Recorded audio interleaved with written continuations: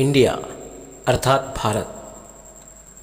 भारत हा देश सर्वात प्राचीन मानवी वस्तीसाठी ओळखला जातो. जवळपास 70,000 वर्षपूर्व इतिहास जरी या देशाला लाभला असला तरी आपल्याला माहीत आहे भीमबेटका इथे काही मानवी वस्ती आढळलेल्या आहेत. परंतु या देशाचा लिखित इतिहास हा 2,500 वर्षापूर्वी निर्माण झालेला आहे. तथागत भगवान गौतम बुद्धांनी धम्मचक्र प्रवर्तन करून जम्बूद्वीपमध्ये आपल्या भिक्खू संघाला आदेश दिला की बहुजनांच्या हितासुखासाठी असलेला धम्माचा मार्ग हा संपूर्ण जगामध्ये पसरवा. सर्वांनी धम्मचारिका करून तथागतांचा मार्ग या पृथ्वीवरील सर्व जीवजंतूंना सुख आणि समाधाने जगण्याकरता हा भिक्खू संघ अहोरात्र संपूर्ण जगामध्ये पायी फिरत राहिला आणि या सतधम्माचा प्रचार आणि प्रसार केला.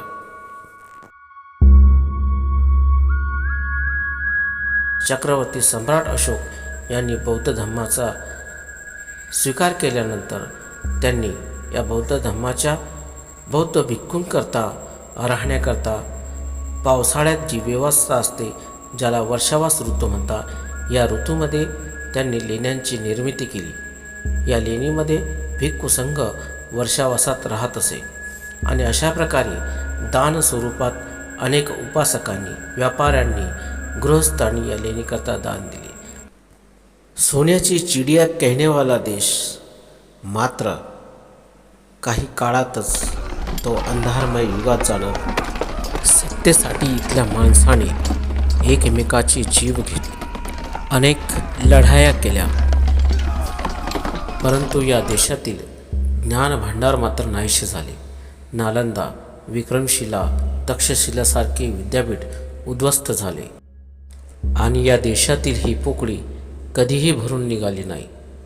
त्यानंतरचा काळ इंग्रज, फ्रेंच अनेकांनी भारतावरती आक्रमण केले, परंतु या आक्रमणाचा परिणाम असा झाला की यामध्ये इंग्रज अधिकारी ही काही संशोधक मंडळी असल्यामुळे भारताच्या इतिहासामध्ये त्यांना रस जाणवायला लागला आणि म्हणून त्यांनी भारतामध्ये उत्खनने चालू केली.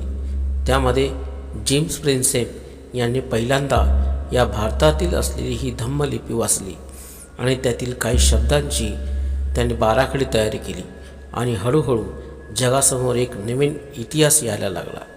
आणि ज्या प्रकारे जेम्स प्रिन्सेप यांनी हा इतिहास वाचला, अलेक्झांडर यांनी हा इतिहास जगासमोर आणला, त्याप्रकारे सम्राट अशोकांनी जे लिहिलेले शिलालेख आहे ते आदेश वाचले गेले.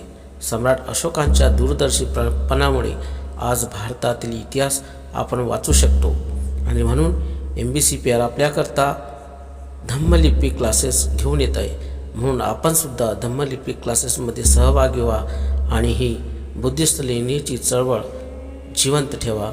नमो बुद्धाय. जय भीम.